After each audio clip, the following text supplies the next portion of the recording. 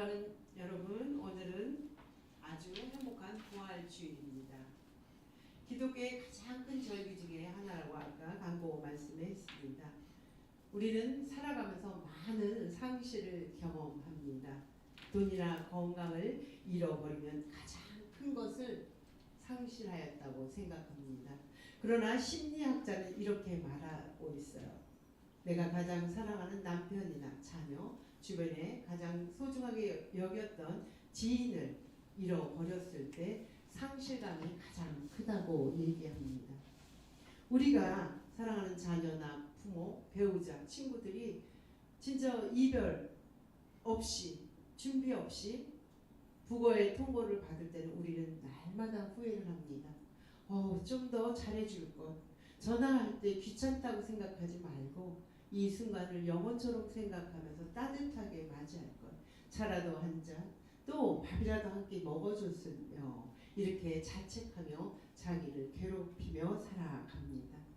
이 슬픔을 너무 큰 사람은 어쩔 수 없어서 그 먼저 간 분을 따라 죽는 것을 우리는 또 매스컴을 통해 경험하게 됩니다. 그러나 사랑하는 사람들과의 부재로 상실을 넘어 우리가 무엇을 상실한지도 모르는 채 지금 우리는 살아가는지도 모르고 계십니다. 생명의 가치, 나에게 지금 오늘 주어진 생명의 가치를 성찰하며 일상의 기적을 잃어버립니다.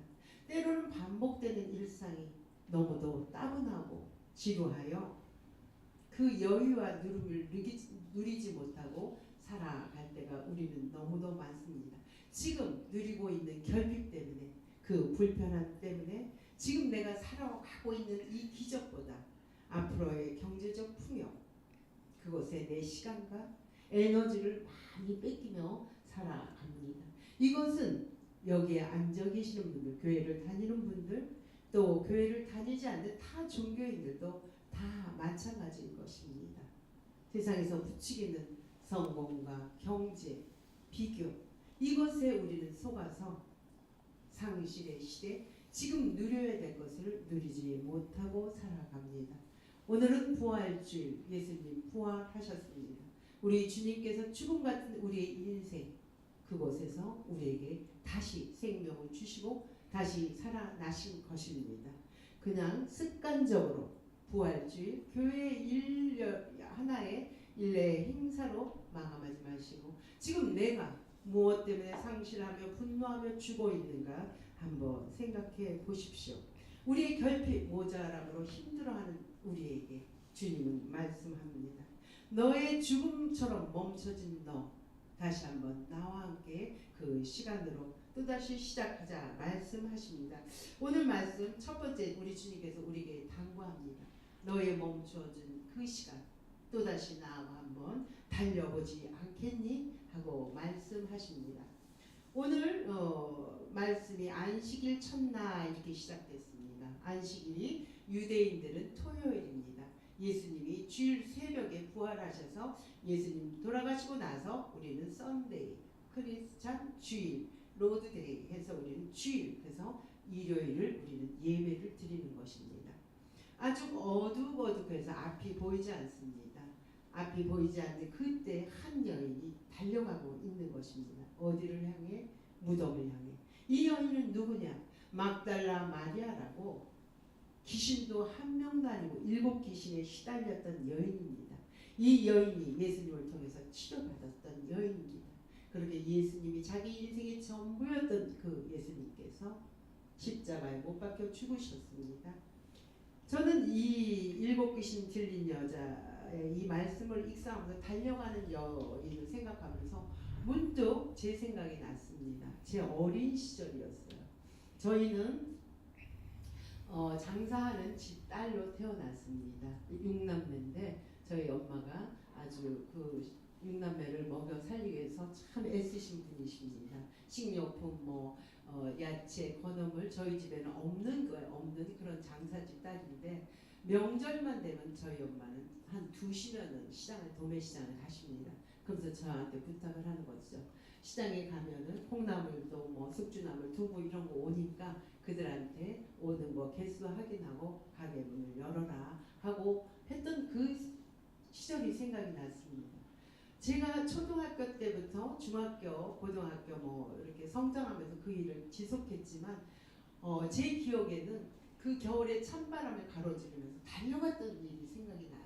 왜 내가 그때 그 어린 소녀가 그 추운 찬바람을 가로지르면서 기쁜 마음으로 달려갔을까?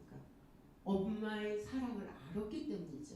엄마의 헌신을 알았고 그 엄마는 우리 식구들을 살리기 위해서 먹여 살리기 위해서 더 일찍 새벽 시장을 먼저 가시고 그 일을 하는 거예요. 한 번도 그 잠을 불평하지 않고 열심히 달렸던 기억이 납니다.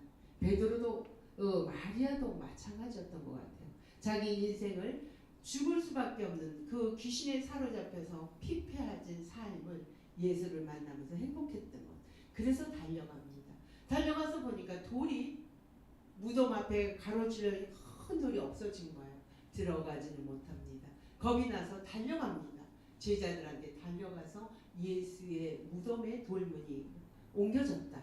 그 소식을 듣고 그 제자들 가운데 베드로와 사도 요한, 여기서 말하는 사랑하는 제자라고 하는데 이 요한복음을 쓴 사람이 요한이거든요. 본인이라고 그렇게 기록되어 있습니다. 둘은 또 달려가는 거예요. 열심히 달려가서 세례 요한이 더 달리기를 잘한 건지 더 젊은 건지는 알 수 없지만 달려가서 들어가지 못하고 바깥에서 무덤 바깥에서 안을 들여다보는 거죠. 구부려서 보니까 예수님이 누웠던 자리에 예수님의 시신을 쌌던 세마포만 있는 것입니다. 베드로가 뒤늦게 달려온 베드로는 들어갑니다. 그 안으로 들어가서 구체적인 상황을 보는 거죠. 예수님이 누웠던 그 자리에 세마포가 개어있고 예수님의 머리를 추측할 그 자리에는 머리를 둘렀던 그 수건이 있는 것입니다. 왜 이들이 달려갔을까요? 그 새벽에 우리 예수님의 시신 살았을 때 그분의 은혜와 사랑을 알기 때문에 살아계실 때 십자가 상에서 우리 마리아 그 사랑을 알기 때문에 달려간 거. 사랑하는 요한한테는 예수 그리스도의 어머니 마리아를 맡겼습니다. 그 예수님을 위해서 달려간 거. 베드로 예수님께 살아계셨을 때 호언장담하죠. 모든 사람은 예수 당신을 배반해도 나는 예수 당신을 배반하지 않겠습니다. 선생님한테 장담했던 그 베드로가 어떻게 됩니까? 예수님 십자가 처형 당하는 그 장면 뒤에서 몰래 숨은 듯 쫓겨가면서 계집종 여자한테 3번이나 부인합니다. 나는 저 사람 모릅니다. 예수님이 돌아가시고 나서 우리도 마찬가지잖아요. 살아 계실 때 부모의 사랑을 못하고 나서 돌아가시고 나서 얼마나 후회를 합니까? 베드로도 마찬가지였을 거야. 예수님의 그 사랑을 돌아가시고 나서 미안하니까 그 시절에는 정결법이 있습니다. 시체를 가까이 할 수 없는 거예요. 시신을 가까이 하면 그것은 정결법에 위배되기 때문에 가까이 할 수 없지만 우리 베드로의 사랑은 시신을 넘어 그 정결법을 위배하면서까지 예수님의 미안함과 죄송함, 안타까움을 달려갔을 것입니다. 이것이 사랑인 것입니다. 사랑하는 사람은 마음도 시간도 에너지도 건강도 모두 그것에 마음을 전부 쏟는 것입니다. 이들이 이렇게 무조건 달려갔던 것, 그들은 주님의 사랑을 알았던 것입니다. 그러나 오늘 성경을 길어서 제가 다 읽지 않습니다. 뒤늦게 성경에서 이들이 순차적으로 들어갑니다. 보고 있는 이들, 우리 마리아는 돌 문을 열린 걸 보고 우리 요한은 세마포가 벗겨진 것을 보고 우리 베드로는 더 구체적인 상황을 봅니다. 그리고 나서 결론이 뭔지 아십니다. 보고 믿었더라. 성경은 기록됩니다. 보고 믿었더라. 예수님 살아계실 때 나는 죽고 사흘 후에 부활하리라. 이것을 보고 믿은 것이 아닙니다. 그들이 믿은 것은 주님의 시신은 없어졌구나. 누가 데리고 갔을까? 로마 군정들이 어디로 우리 예수님 시신마저 데리고 갔을까? 이들은 너무 놀라서 철렁한 마음이었지 예수님이 부활하셨던 기쁜 마음이 아니었습니다. 성경은 이야기합니다. 베드로가 뭐라고 말합니까? 성경에서 집으로 돌아간다. 세례 요한도 마찬가지입니다. 집으로 돌아갑니다. 이렇게 예수님은 점진적으로 우리 신앙을 자라게 합니다. 맨 처음엔 돌의 무덤을 보고 그 다음에는 세마포, 그 다음에는 세마포와 수건이 개어진 것까지 봅니다. 우리의 신앙이 바로 이렇다는 것이죠. 우리 예수님이 사망 건세 이고 부활했다고 믿는 우리들입니다. 그런데도 이 제자들도 이것을 믿지 못하여 처음 겪는 거기 때문에 믿지 못하여 상식이 자기들이 이해하는 선에서 경험하지 못하기 때문에 그곳에 있지 않고 예수님의 곁을 떠나가는 것입니다. 사랑하는 여러분, 우리의 모습 아닌가요? 신앙의 경주를 달리고 있는 우리들의 모습 아닙니까? 우리는 지금 마리아와 같이 돌무덤을 보고 있습니까? 세례 요한과 같이 구부려서 세마포를 보고 있습니까? 아니면 예수의 사랑에 그 무덤 안까지 들어가서 세마포와 수건을 보고 있습니까? 우리는 은혜를 알고 사랑을 알고 감격을 압니다. 그럼에도 우리 각자 시선에 보이는 대로 선을 긋고 주님 앞에 돌아서서 집으로 돌아갑니다. 자신들의 달려온 길, 그 길만이 내가 믿는 신앙의 길이라고 생각합니다. 그런 우리에게 주님은 머문 마리아를 통해 만나 주십니다. 아까 우리에게 또다시 시작했던 우리 주님이 머문 그 자리에서 두 번째로 우리와 만남을 주신다 말씀하십니다. 11절에서 16절 참고하시면 됩니다. 사랑하는 제자 베드로와 요한은 집으로 돌아갑니다. 그러나 막달라 마리아는 돌아갈 곳이 없습니다. 집이 없는 것이 아닙니다. 예수님이 없는 것은 자기한테 고향을 잃은 것입니다. 세상을 다 잃어버린 것입니다. 예수님의 시신이 없어져서 제자들을 향해 달려갔지만 그 제자들이 없는 그 제자를 향해서 자기와 함께 있을 줄 알았는데 그들의 상식은 이해가 되지 않으니까 그들은 자신의 삶들을 위해서 자기 집으로 돌아갑니다. 베드로, 요한을 얼마나 믿었을까요? 수제자 아닙니까? 이름 없는 이 막달라 마리아는 그 공동체 안에 유대 공동체 안에 제자들과 함께 살았던 그들마저 떠나버렸을 때 자기의 한쪽 발이 떨어져 나가는 것 같았을 것입니다. 그들이 떠나고 나서 하염없이 서서 거기서 울고 있습니다. 꺼이 울고 있습니다. 울다 그 여인이 울면서 구부려서 무덤 안을 봅니다. 우리 자신 이 모습 아닙니까? 내 자신의 나를 믿어주는 사람 한 사람 없을 때 이렇게 목 놓아 울어본 적 없습니까? 인생 살아가면서 성향적이지만 소리 없이 흐르는 눈물을 주체할 수 없이 우리는 누구나 한 번쯤 남자가 됐든 여자가 됐든 울어봤을 것입니다. 근데 참 이상해요. 눈물은 치료에 효과가 있는지 몰라도 얼마나 한참 울고 나면 속이 시원하게 됩니다. 울고 나서 문제는 해결이 안 됐습니다. 제 경험은 그렇습니다. 일어납니다. 울면서 일어나면서 설거지를 하고 주변을 정리하고 묵은 때를 청소합니다. 또 더 힘이 나면 바깥을 나가고 운전을 하게 되면 음악을 듣고 또 카페에서 차를 마시며 책을 보면서 내 우는 마음을 달래갑니다. 그럴 때 이전의 고통 속에서 빠져나올 수 있는 눈을 주님은 돌리게 하는 것이죠. 마리아도 그곳에서 울면서 구부려서 궁금해서 무덤 안까지 믿음에 들어가는 것입니다.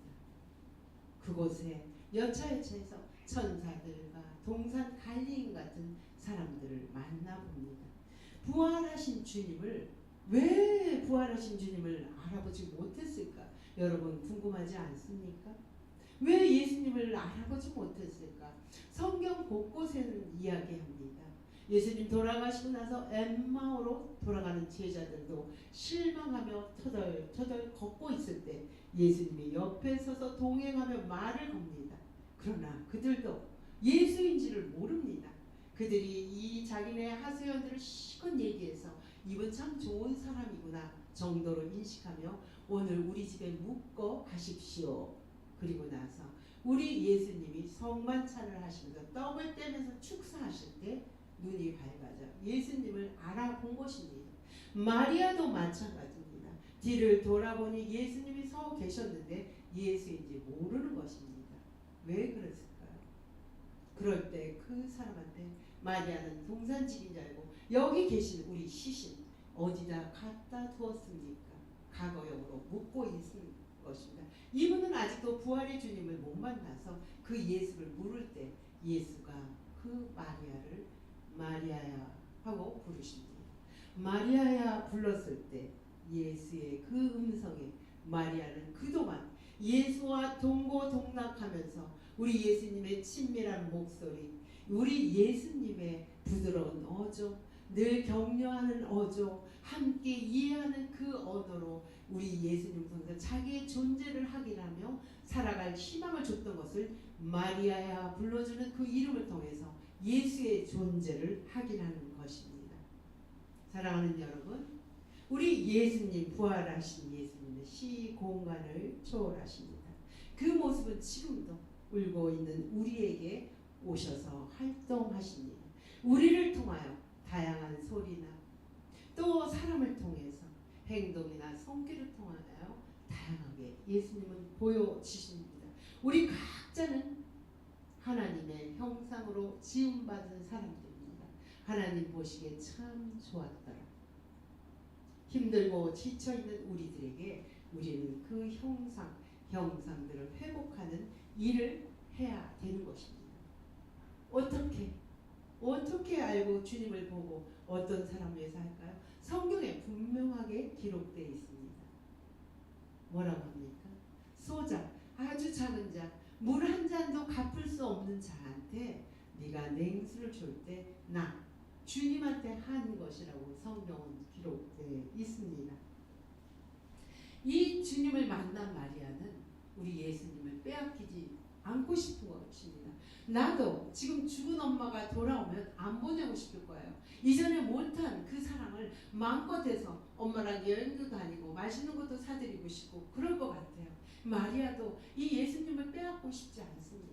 그래서 우리 예수님을 붙잡으려고 합니다. 그러나 마주한 주님은 멈춤의 시간을 넘어 새로운 길로 우리를 움직이라 하십니다. 세 번째로 하나님께서는 새로운 길을 또다시 걸으라 말씀하십니다.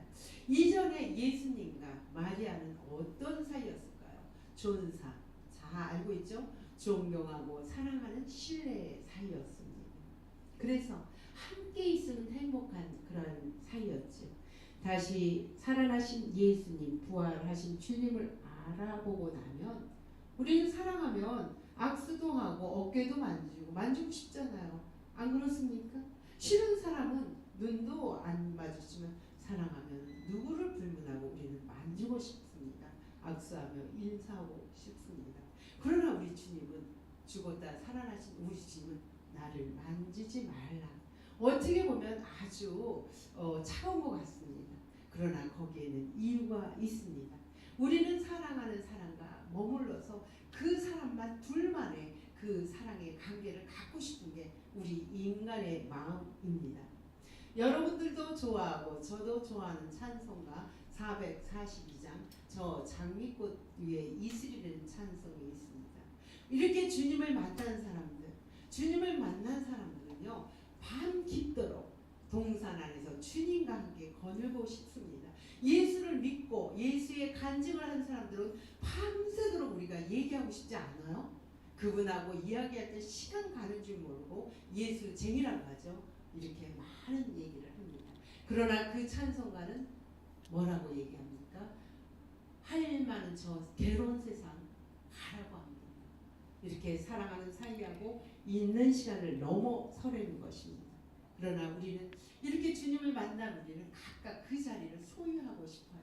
나만의 것으로, 내 곁으로, 내 교회, 내 공동체에만 두려워합니다.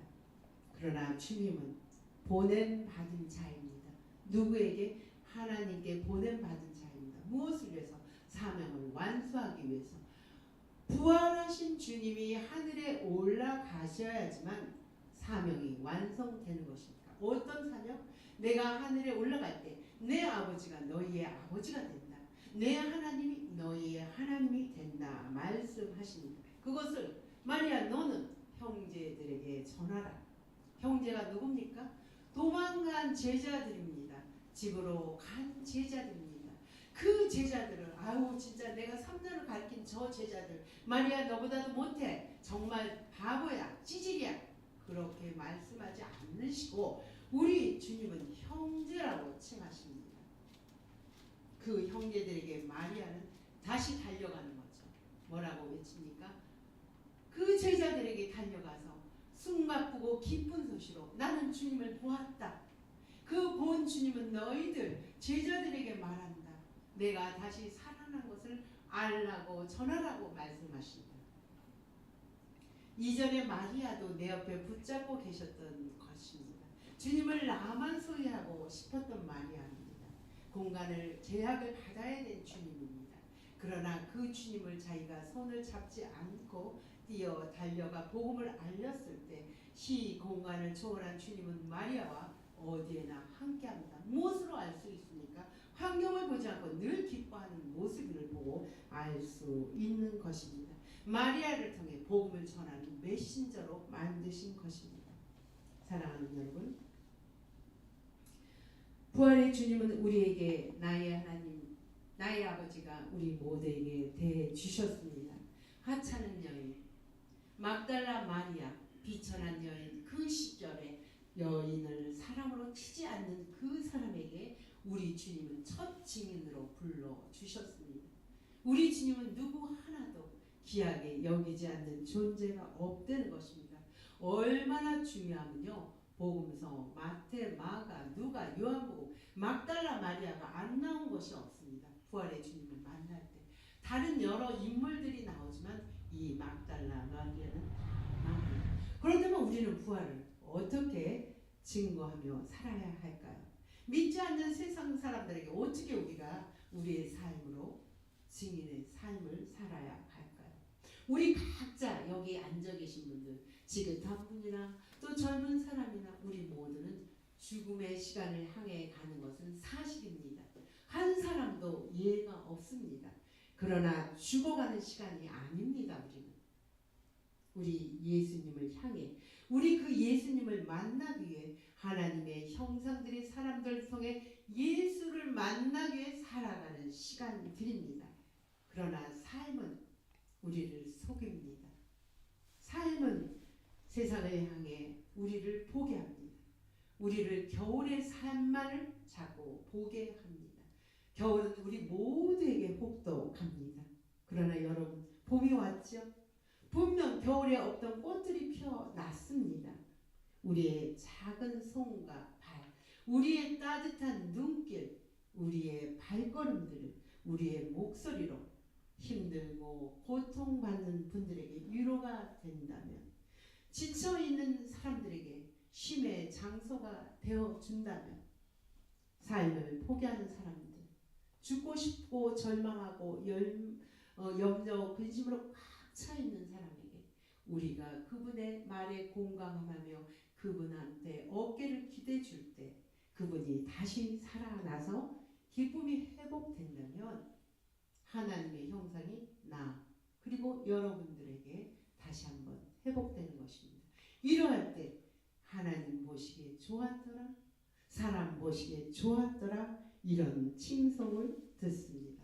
우리 각자 서로가 서로에게 주님을 보았다, 주님을 만났다 고백하는 부활의 주일 되기를 소망합니다. 기도하겠습니다. 좋으신 아버지 감사합니다. 부활주일을 맞이합니다. 내가 붙잡고 있었던 것들이 죽음같이 멈춰 있습니다. 그것이 무엇입니까? 건강입니까? 경제입니까? 사랑 관계입니까? 그런 우리에게 주님은 오십니다. 그래서 또다시 달려보자 말씀하십니다. 우리가 생각한 곳으로 달려갈 때는 우리는 멈출 수밖에 없고 울 수밖에 없는 참 가련한 인생입니다. 그러나 그 가련한 인생, 멈춰있는 인생, 슬픔에 잠겨 꺼이꺼이 울고 있는 그 인생 앞에 주님은 보여주십니다. 만나주십니다. 그리고 우리에게 우리의 할 일을 알려주십니다. 너는 내가 지은 하나님 보시기에 아름다운 존재란다. 너는 나에게 소중한 사람이란다. 그것을 주변에 전하며 너도 살고 그들도 살아 하나님의 형상이 아름답게 아우러져 이 세상 부활의 생으로 살아가보지 않으렴. 주님은 우리에게 재촉하며 또 오늘도 함께 달려가 주십니다. 그 주님 생각하며 감사드리며 예수 그리스도 이름으로 기도드리옵나이다. 아멘.